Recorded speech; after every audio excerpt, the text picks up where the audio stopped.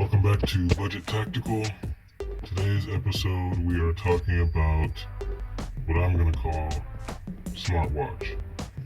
As you can tell, it's not the run-of-the-mill smartwatch. This is the Skmei 1358. Let's get into it. So as I said, I'm calling this a smartwatch. The normal smartwatches, that connect to the internet or your phone or have GPS and all that kind of stuff in it. I like those, and I do still have a couple, but I am no longer really into them. For the main reason, I've got to charge it quite often, and these have 5 to 10 year batteries. I kind of like to leave the less important stuff alone and focus on the important stuff. So this is not my watch, it's actually one of my teammates. I do have one, and I will be showing you that near the end of the video. I did a little bit of a modification to it.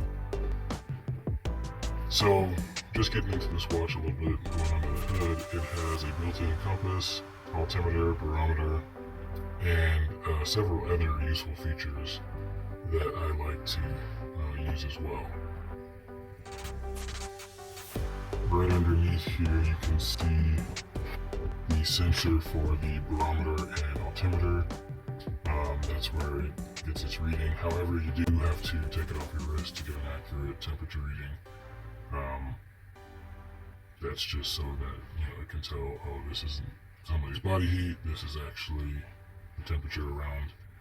So just be aware of that. It's pretty easy to set up the compass. If it's not calibrated yet, you go to the compass setting and then you hold the mode button, which is the bottom left, and it'll tell you to calibrate, and then you hit start, and you just start slowly turning it, keeping it level clockwise. Pretty straightforward and pretty accurate. So, my issues with the normal smartwatches is that they are way too connected, and again, don't provide long enough battery life for normal operation. Now, don't get me wrong, this is a cheaper watch, but I do have some of the, quintessential military watches. I'll insert some footage of my collection, but I do like to, use and carry these beaters quite a bit because, they're a beater.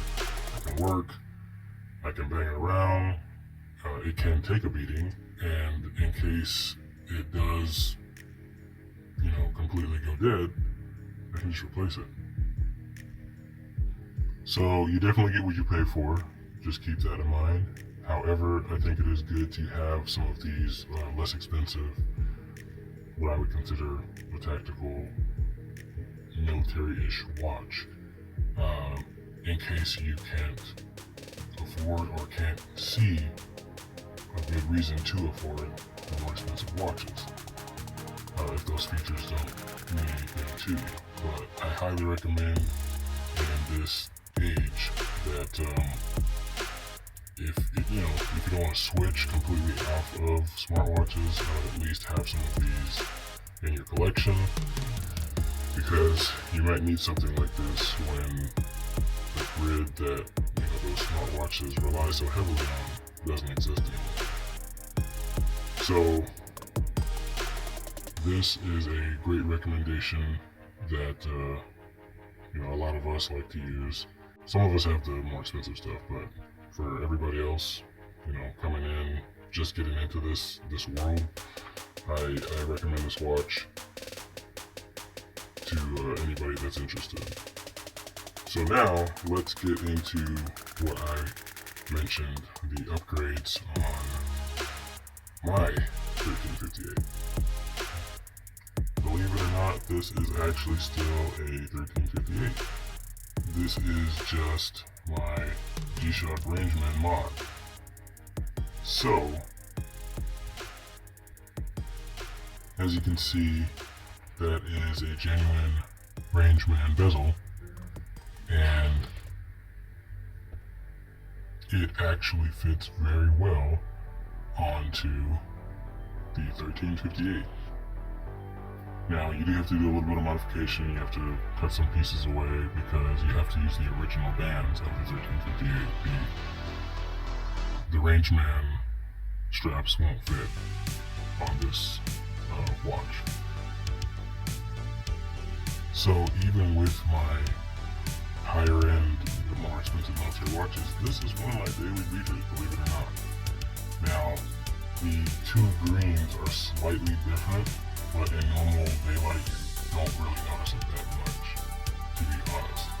And I kind of like the way this color scheme is compared to the actual Rangeman, because they use a lot of chrome. And in my opinion, a good military watch does not have a lot of reflective surfaces on it. So I do find myself wearing this one more than some of my other watches, just because of the low glare option it offers.